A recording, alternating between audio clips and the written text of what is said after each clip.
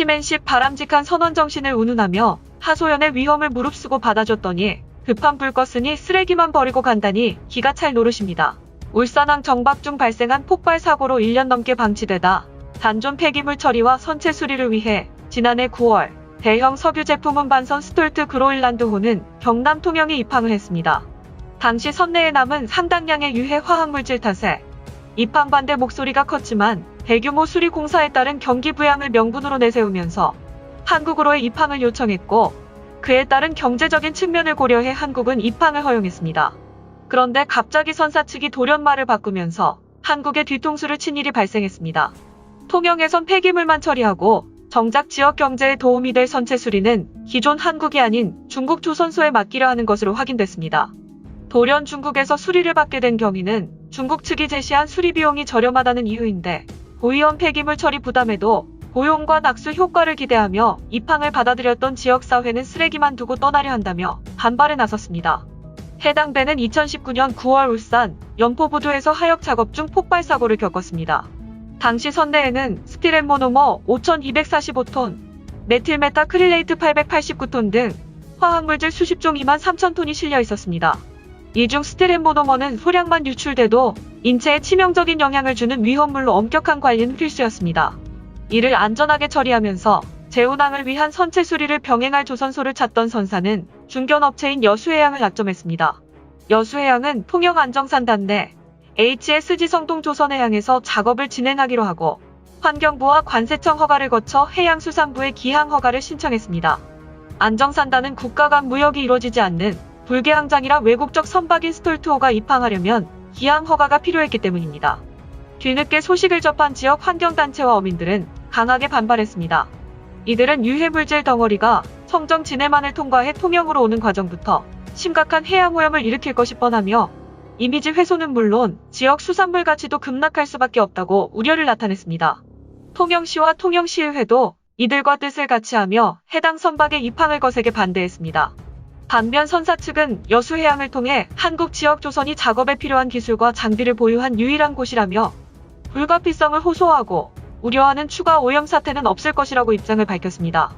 특히 중소조선의 몰락과 관광산업의 위기, 그리고 코십구 장기화로 침체한 지역 경제에도 도움을 줄 수 있다고 통영시 설득에 나섰습니다.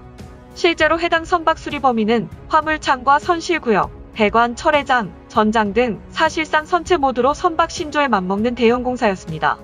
총 공사비는 폐기물 처리비 50억 원을 포함해 400억 원 상당, 예상 작업기간 1년으로 하루 최소 100명, 1년간 3만 5천 명의 노동자가 투입이 필요한 대규모 공사였습니다. 해당 선박은 이를 통해 일자리 창출과 경기 부양에 도움을 줄 수 있다고 강조했습니다.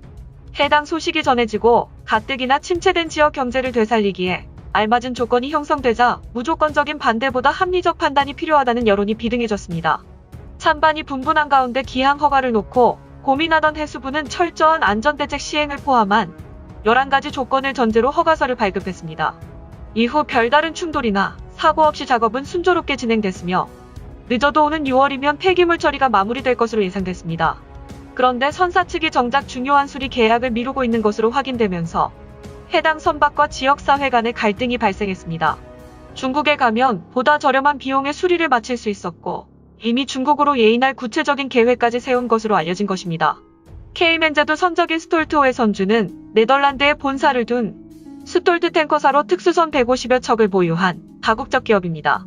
여수해양 측은 선주가 수리계약서 작성에 적극적으로 응하지 않고 있는 것은 사실이며 지금쯤 계약이 마무리돼야 하는데 상황이 진전되지 않자 갑갑한 심정을 털어놨습니다. 해당 선주의 갑작스런 수리계약 변경에 대해 명백한 기항허가 조건 위반이라는 지적이 제기되고 있습니다. 해수부는 기항허가 조건 중 하나로 출항 전 선박의 안전 및 해양환경 보호를 위해 항해 장비, 선박 엔진, 해양오염 설비 등을 완벽하게 갖춰야 한다고 명시했습니다. 게다가 현행 해사안전법은 외국 선박이라도 해양환경 보전에 장애를 미칠 우려가 있다고 인정되는 경우 항행정지를 명할 수 있다고 규정하고 있습니다. 때문에 조건을 충족하지 않은 상태로 중국으로 예인할 경우 기항 허가를 취소하고 입출항 통제 등 법적 조처를 할 수 있다는 것이 해수부의 입장입니다. 실제로 2013년 화재 사고를 당해 울산항에서 화물만 처리하고 수리를 위해 중국으로 가려던 화학제품 운반선 아리타임 메이지호에 대해 해수부가 입항 허가 조건에 반한다는 이유로 저제, 부산에서 수리를 끝낸 뒤 출항한 일이 있었습니다.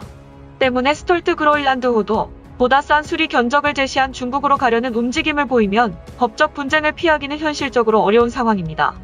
침체된 지역 경제를 살리기 위해 과감한 결정을 내렸던 지역사회는 이번 일로 인해 폐기물만 떠안게 될지 모른다며 분통을 터뜨렸습니다. 이대로는 고용과 소비를 통한 경기 부양 효과를 기대할 수 없을 뿐더러 지역 시민단체 관계자는 지역을 호구 취급하는 처사이며 이럴 거면 애초에 중국을 갔어야 한다면서 이번 일을 통해 이참에 못된 관행을 바로잡아야 한다고 강조했습니다. 하지만 중국은 글로벌 시장에서 공사비가 저렴한 만큼 저품질이라는 평가를 받아왔습니다. 정부의 저금리 대출을 이용한 자본력을 바탕으로 해외 기술 인력을 영입해 기술 수준을 높였지만 실상 자국의 기술자들은 많지 않은 상황입니다. 그럼에도 저렴한 가격 탓에 글로벌 시장 상위 10개 업체 중에 절반이 중국 업체일 정도로 많은 나라들은 중국을 찾고 있습니다. 하지만 낮은 공사비만 보고 중국 업체를 선택했던 선주들은 이익 없이 부채만 남는 피해를 입은 후 중국을 기피하고 있습니다. 그리고 조선과 석유화학 플랜트 건설 분야만 보면 여전히 하자 발생이 많아 신뢰 문제도 많습니다. 중국은 2012에서 2017년 글로벌 조선시장 수주 1위였다가 한국에 밀리면서 이후 한국을 따라잡기 위해 더가 수주와 규모의 경제를 앞세워 기술 개발을 강화하고 있습니다. 문제는 국제사회의 신뢰를 제대로 얻지 못하고 있다는 점입니다. 중국 국영기업 후동중화조선이 건조한 LNG선 글래드스톤호는 2018년 6월 해상에서 엔진 고장으로 멈추는 대형 사고를 냈습니다. 후동중화조선은 중국 LNG선 수주 1위 기업 CSSC의 계열사였지만 통상 20년 이상 운영되는 LNG선이 건조 2년 만에 운항불능 상태에 빠진 것을 놓고 기술력의 한계라는 지적이 나왔습니다. 사고 원인을 찾고 기술 보완을 했지만 이후 발주가 없어 검증하지 못하고 있는 상황이며 선주 회사가 휘청거릴 만한 대형 사고였기에 각국은 더욱 중국을 믿지 못하고 있습니다. 거기다 코십구로 정상적인 경제활동이 불가능했던 중국이었습니다. 그런데 최근 들어 세계 경제활동이 정상화될 조짐을 보이자 언제든 한국을 저가 물량 공세로 밀어내려는 움직임을 중국은 보이고 있습니다. 각국은 중국산 저가 제품을 막아보려 시도했지만 실패했고 저가 제품을 규제할 근거가 없어 중국산 비규격 작퉁 제품이 자동차, 조선업계에 유통되고 있습니다. 저가 및 가짜 중국산 제품이 무분별하게 유입돼 시장이 교란되면 고용이 크게 줄어들 수도 있는 실정입니다. 무역위의 조치로 값싼 중국산 H영강의 수입은 막았지만 최근엔 품질이 또 다른 문제가 되고 있습니다. 한국 산업규격에 미달한 저급제 철근이 인증을 받은 것처럼 둔갑돼 수입되고 있고 이는 부실공사로 이어질 수 있는 심각한 상황입니다. 세계 1위의 기술력을 가진 대한민국에서 튼튼하고 안전한 수리를 맡길 수 있었지만 중국의 달콤한 저가 유혹에 넘어가 버린 네덜란드 선주 선박의 행보를 지켜봐야 할 것 같습니다. 지금까지 지식튜브였습니다. 구독과 좋아요는 컨텐츠 제작에 큰 힘이 됩니다.